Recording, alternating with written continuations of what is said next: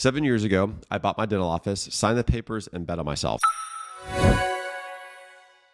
After I signed the papers, I remember thinking, we're off to the races, let's go. Day one was a little bit different. And even the first week and month, I remember sitting there thinking, oh my gosh, what did I get myself into? What if I fail? What if this doesn't work? Am I gonna have to sell my house and change our lifestyle because of this? There's a quote by Thomas Merton that I read recently that says, you cannot be a man of faith unless you know how to doubt. And that has really stuck with me. I've learned that doubt and faith come as a package deal. I had a post on social the other day that showed my empty schedule on day one, just talking about some of the things that I've learned and reflecting upon where I was and where I am now. And so I'm going to share with you really 5 lessons I've learned on my journey. And at the end, I'm going to share where it's taking me next. So one of the first lessons is that faith and doubt travel together. They come as a package deal. Those first few months were definitely full of doubt. I'm in the mindset of being a very positive thinker. Doubts will arise the strongest when you're in a new situation, when you step into the unknown. And it's easy to let the mind start running wild with all of the worst case scenarios. It's really just the way our brains are wired. You know, we're wired for comfort and for survival. When we take those leaps, doubts are going to be introduced. And that's okay. I'd be shocked if anybody never had a doubtful thought, but it's just, what attention do you pay it, and do you let it build a nest in your mind? But that's how you know that you're doing something different. And that's what allows you to test and develop your faith. So when you see these doubts, or when you have those doubts introduced, you know that your faith is going to be tested in those moments. And this could be small items, like even, it doesn't have to be a dental practice and buying a piece of property. It could be literally your first social media post for your business. It could be starting that conversation with a significant other or with a client that you've been kind of hesitant or afraid to do. Could be asking for the sale, taking out a loan to buy a business or start your first business. It comes in a lot of shapes and sizes. Working on your faith is like building a muscle, right? It's the more you train it, the more you use it. This allows it to grow, which then allows you to take other bigger leaps of faith as you continue to walk down the path. Lesson number 2, people first. From day one, I've never operated the practice from a let's go make a bunch of money perspective. Really, my thought was, if I take care of people and we treat them right, everything else will take care of itself. And I know there's a lot of jokes out there about dentists and our fees being outrageous, or working 3 days a week and playing golf or whatever. And some of those might be true. But my goal genuinely was to always take care of people. People buy from people. And I believe that that is the unlock to everything that we want to do, or is an unlock for how we're able to help other individuals. The first big case I ever did, I don't want to say big case, is over $25,000, didn't come from selling or being pushy or trying to force treatment on patients. It really came from listening,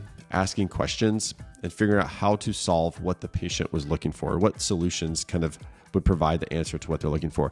And this is relatable to not just for big cases, but even every patients we see every day in our practice with regards to scheduling a filling or crown or doing no treatment at all. Treat people right. That's really kind of the bottom line. And that lesson has never left me. We do have the state-of-the-art technology and tools, but I really believe that people choose us and continue to choose us for their treatment, particularly for those larger cases, because they feel heard, cared for, and they trust us with their care. Number 3, invest in yourself and reinvest into your business. So in those early years, every dollar that came in had to go back out and be reinvested to maximize its potential. Now, this was made even more difficult because I was the only earner in our family, which is fine, but it does make it even more intentional as far as how are we going to use these funds and these resources to continue to grow everything that we're doing. And so I even did prison dentistry on Saturdays sometimes to earn more money to reinvest that into the practice. I'm a firm believer that the best investment you can make is in yourself. I think that's what Warren Buffett said. Developing new skills,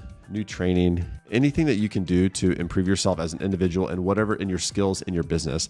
For me, this included spending money on continuing education to develop new skills, new services we could incorporate into the practice, get better at the ones that we were already offering, buying books on marketing, accounting, how to operate a business, systems. As a dentist, you wear a lot of hats. And so it's important to develop kind of all the different hats you wear to maximize the performance of just the practice as a whole and the care you're delivering to people. On top of that, the second, I think, is so you invest in yourself, which also then pays off for investing in your business. So I think these two are synergistic. For me, this started with a marketing budget and new technology that I knew would generate revenue. So I didn't want to buy brand new cabinets because yes, those are nice, but at the end of the day, patients will still come even if those cabinets are different.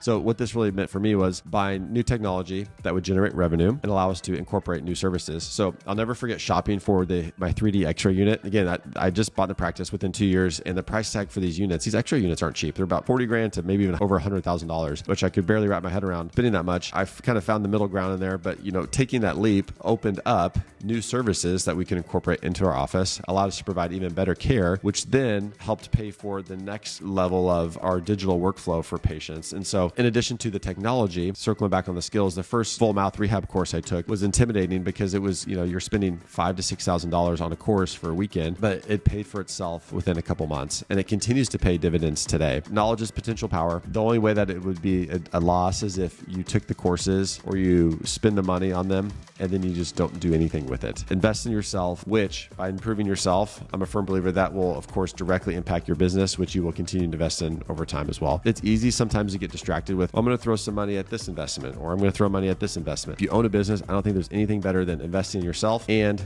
allocating resources towards investing back into your business. So lesson number 4, communication is everything. I know we said people are everything, in which I believe that, but we have to communicate effectively with people. So doing dentistry for me is technical. I think doing the dentistry is the easy part. The art of practicing it is human. I'm convinced that studying the art of communication is really essential for any person in any profession. I was going to say, I guess unless you're a mime, but then I realized you're communicating non-verbally. So I guess it still is important, even if you're a mime. I spend as much time on this as I do reading dental journals and magazines. The unlocks for patients, beginning to schedule treatment for the larger cases that I didn't necessarily come from new referrals or marketing. They really were patients we had been seeing for years, and their teeth didn't change a ton. Really what changed was how I communicated with them after studying these things and incorporating and practicing them. So whether it's dentistry, business, or life, I'm a firm believer that effective communication is the difference between a yes and a missed opportunity. Lesson number 5, patience and persistence. When I bought the office, I thought my schedule would be full in 2 to 3 weeks, which looking back, that's pretty comical because that's what everybody had been telling me. Oh, you're going to do so great. You're going to be full. And before you know it, which were positive, words of affirmation. But looking back, it's funny because the reality is it took years. And I think that the reality is most things are going to take longer than you expect. I hope and pray that they don't for you. I hope it's explosive growth and that you're able to handle that. But in general, it's going to take longer than you anticipate. And I always believe that, nature provides the best example of this. Nature doesn't rush. It really can't rush. From the trees to the seasons, the timing of nature is perfect and it all works. And that's why it continues to work. So I've continued to remind myself of that in the practice with other business kind of ventures or pursuits. It's good to act with a patient sense of urgency. The most important thing are little wins each and every single day. Little wins each day lead to huge results over time. That the Atomic Habits, James Clear, 1% better every day leads to exponential results over time. And so when you've got all these big dreams and aspirations and you want them to all happen now, it's easy to almost let that paralyze you. Right? It's like you've got all these different things to do. So it's like you almost do nothing, right? Trust me, I've experienced that. But I think the most important thing is picking something, even very basic, focusing on it each and every day, getting it done, something that will directly impact your growth or the growth of your business, and just let those stack on top of each other. And so, those early days were tough, but they were necessary. And they helped shape and sculpt me into who I am today. And so I'm incredibly grateful for them. They helped to build patience and persistence, and eventually the momentum will build. And once the momentum builds, it's really hard to stop. So where am I going now? I'd like to say I have it all figured out, but I don't. If somebody says that, I don't know if I believe them. 7 years later, I can honestly say that buying the office has been, aside from my wife and my children, has been one of the best things that's ever happened to me. Circumstances didn't define me. They really kind of rather revealed myself and what I would do when put into those tough situations. Some of the next pursuits for me are to, first and foremost, continue to invest and grow in the practice and myself as well, just like I mentioned earlier. Secondly, we are working on starting a couple dental sleep clinics to help treat patients for obstructive sleep apnea. So that will be a new adventure for me. And then additionally, continuing to grow and expand when it comes to content creation and helping patients and also helping other dentists. I love creating content in different forms, written, word. And so I'll be curious to see how that evolves and how I can help people through that avenue. Like I mentioned in the video, I'm almost certain I wouldn't have the faith to pursue those or continue to do these things without the prior victories in the practice. So if you're in that place where I was about almost a decade ago with an empty schedule, an empty parking lot, or if you're wondering you've made a mistake, if you've got what it takes to get it done, just continue to keep going. Continue to invest in yourself, to bet on yourself. Just keep showing up day after day, and momentum will come. And like I said, once it does, things will begin to change. So whether you're on day 1 or you're on day 2600 like I am on your journey, I'm rooting for you and I wish you all the best in your endeavors and your pursuits. I hope you enjoyed that video. If you can relate to any of these topics, I'd love to hear from you or to hear where you are in your journey. In the description, I've included a list of some books and different resources that have really helped me on my journey. So if you're interested, check those out. Hopefully you get some value out of them. Moving forward, we'll be posting some more videos just on the journey, the process, faith, business, and just how the new ventures are going, which I'm actually filming this in one of our new dental sleep clinic kind of rooms or operatories. So if you guys are interested in following along for the journey and the ride, please consider subscribing to the channel. As always, thank you for your time.